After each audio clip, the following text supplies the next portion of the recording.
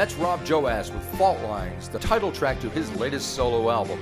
Let's head down to Wellington and find out what inspired this fourth solo album with all the work that Rob does with his other projects, such as Hobnail, Shotband, and Too Many Chiefs. There's a fault line running through our hearts. Because that's come in between 7 albums, I think, with Hobnail.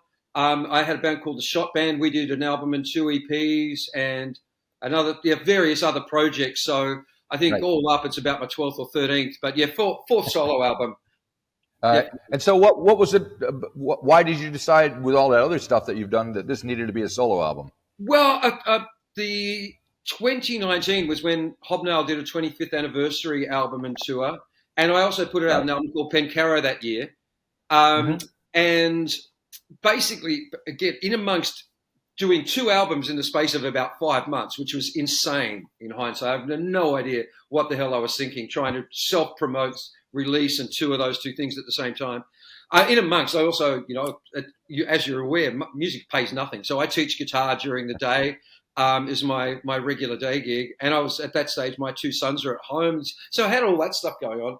And it was just insane. I just got to the end of the year and I was so burnt out. I just didn't want to do anything. So weirdly, like COVID happened the year after that, and I had nothing in the diary. I'd booked nothing. I was like, I was hibernating anyway. So that didn't affect my touring schedule at all. And then I just took some time off, and I kind of decided, like, from trying to write to trying to think too hard about playing gigs and doing anything. And the solo album just came out of me pottering, basically wanting to get back in touch with the parts of it that I loved.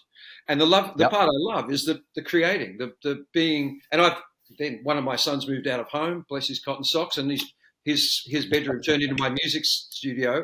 So I had a dedicated space at home where I could set up, and I got some new equipment. And I've worked as a recording engineer in the past, so having a nice home studio set up that I could just start pottering, and that was the nature of the solo album. It meant I could do whatever I want whenever I wanted, and I wasn't, having to and working back in rather than thinking about what other musicians would want.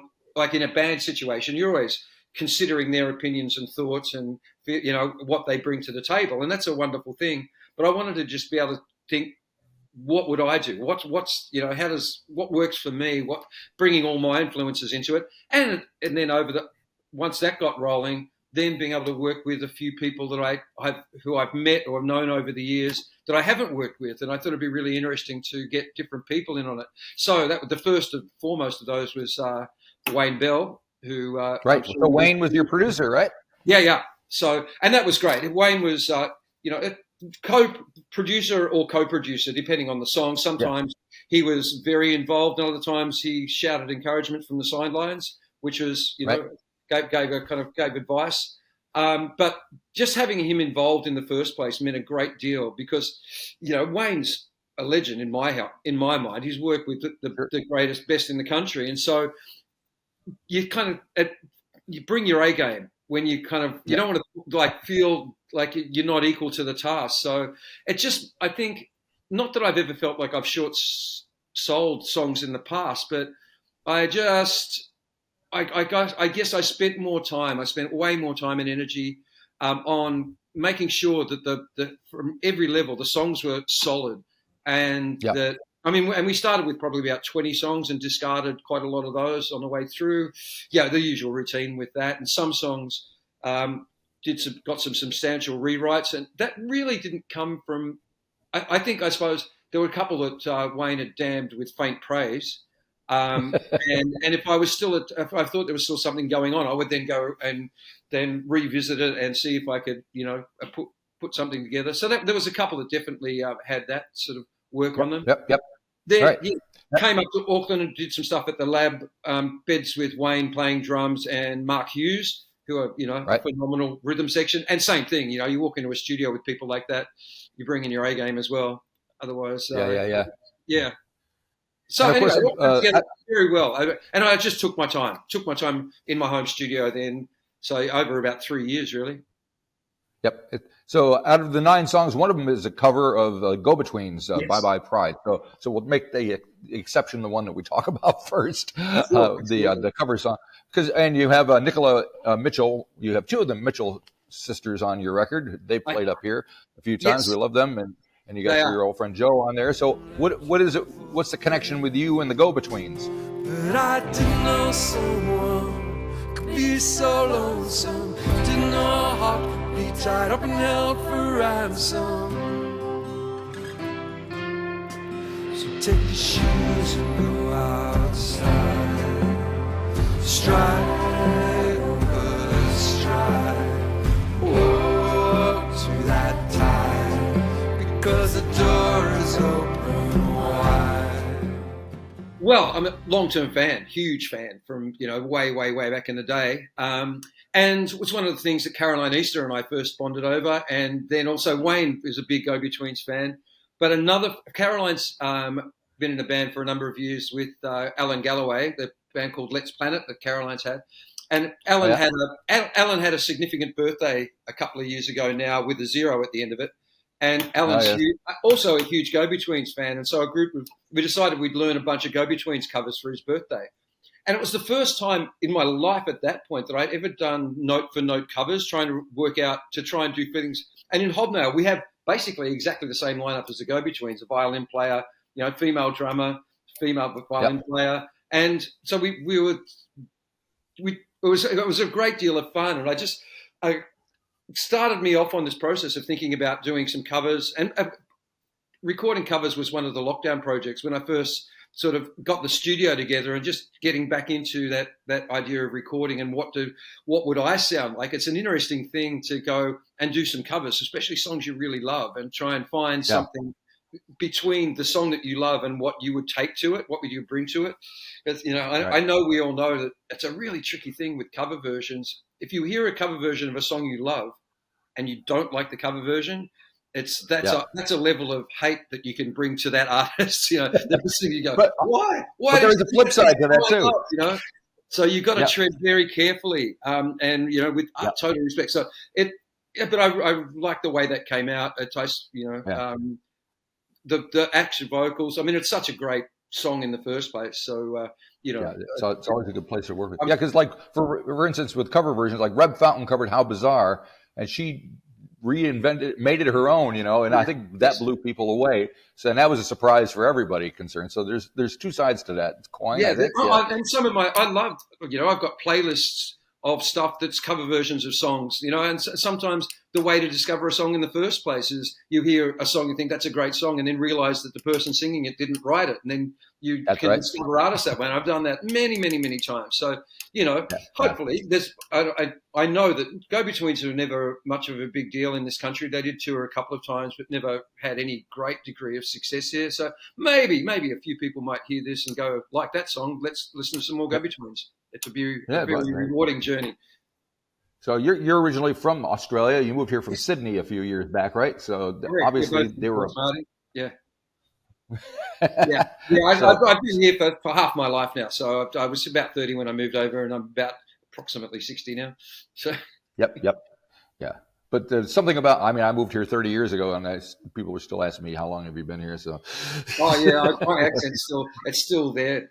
Apparently, I'm not aware of it, but apparently it's still very noticeable. Yes, same here. But we proceed on, and you got the Mitchell sisters on the opening track on the last rodeo. Yes, and why is that opening up the record for you? Easy come, easy go. Bring the curtain down on our show. This ain't our first, but it will be our last rodeo. Easy come, easy go. Particularly, that was a favourite of Wayne's, and it was setting a tone. It was sort of, it's quite pensive, and I didn't want to start out with something that was too, I don't know. There's an array of stuff on the album. To me, there's some quite folky, mellow songs. There's some more big guitar stuff on the way through because I'm a big fan of that kind of thing. I just thought it was a nice way to start it off, to ease into it, to draw a listener in. Yep. Okay. And me being an American person, as soon as I saw the title "Thoughts and Prayers," I was like, "Oh, here we go." there's going to be a song about shooting and that was one I'd had around for a while. Actually, the Thoughts and Prayers part of it came after. That was one of the rewrite things. I had the bulk of the lyric for it. Just another kid, another day at school. Sick of all the teachers, sick of all the rules, sick of being no one. Well, they don't understand. He's got life and death in the palm of his hand. Sick of being no one. Today before the bell, they'll know his name when he sends them all to hell. And the bullets start to fly. We look on with blind eyes, hole in the sky.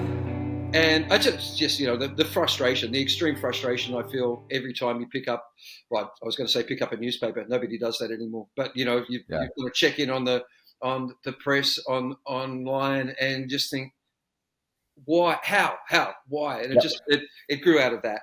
And basically, and especially the number of, innocent children that just wind up being dead for, it's just people can have their fun guns. It's like well, I was watching the Democratic National Convention yesterday, and they were addressing that, but nobody ever does anything about it. And of course, Australia was able to do something about that. So good on you. Absolutely, yeah. And that was and ironically, a conservative government. It was the one good thing that Johnny Howard ever did. But and here steps were taken immediately. But I don't know, boy. I despair. How you would undo that in the United States, given how rabid the gun people are? Just I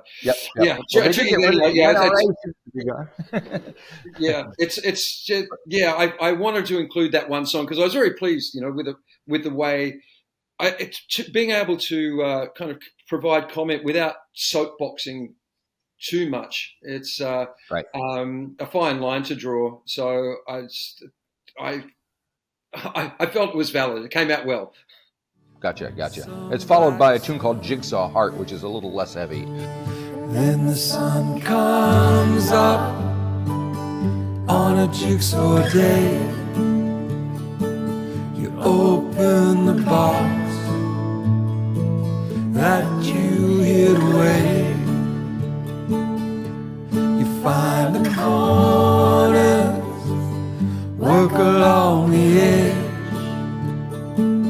sort through the pieces, blues, black and red. And it is Jigsaw Heart's about repairing yourself after you've been through things. So and seeing that in other people as well, that we have we've all got our stories and we've all had our stuff, but that we move on, and it's a slow process. And that's where I thought that there's two songs that use the jigsaw on the album. I wrote There's Jigsaw Days and Jigsaw Heart. Jigsaw Days, yeah, and that was again that era of political uncertainty and COVID and all that sort of stuff. Feeling like you get through those things, and we have now. It sort of seems like a weird distant memory. It's the whole COVID, the lockdown era, but then. Yeah, when I sometimes, like an artist will land on an idea and do a series relating to a particular thing. Sometimes if I hit on a lyrical idea that feels interesting, or that there's stuff to explore there, I'll write a bunch of songs, around the theme. And there were two that came out that I thought that I liked the two enough to include them both. So yeah, you do puzzles? Process. Sorry. Do you do puzzles, jigsaw puzzles? Yeah. There's one on the table behind me right now as we speak. I thought that might be. Yeah. There are puzzle people and there are non-puzzle people. Yeah, absolutely. I do tend to, I have a Potorua Harbour. I have a boat shed, and I do some of my writing there. And the number of songs, I was going through this the other day, looking at some stuff and going where water is a consistent theme, and I tend to be very influenced by looking out the window and seeing what's in front of me. Sometimes it comes straight in as a metaphor or as a central theme or just very tangentially. But what's in front of me tends to show up. Yeah, well, they say write what you know. So there you go. But, It's right there in front of you. Indeed. Yeah. So now that you got the record out, you still have Hobnail and all these other things going on. What's next on your agenda? So Hobnail will be playing in Wellington. We've got a couple of shows coming up. I tour with a thing called Too Many Chiefs, which is myself, Andrew London, Wayne Mason, and Charlotte Yates occasionally. She's an occasional visitor to Too Many Chiefs. Right. And we did some shows with Lorena Harding last year as well. So we've got some stuff. So I won't be doing too much with solo stuff. I have one show coming up where I'm doing with Kim Bonington. I think you know from You, Me and Everyone, and Wayne Mason. That we do occasional trio things. But the tricky part with the album is that to do the songs any sort of justice, like I'd need about a 7 or 8 piece band. And I did an album release on the weekend where we did that, ironically in a house concert setting where there was, after we put the band and partners in, there was only room for about 30 people in there.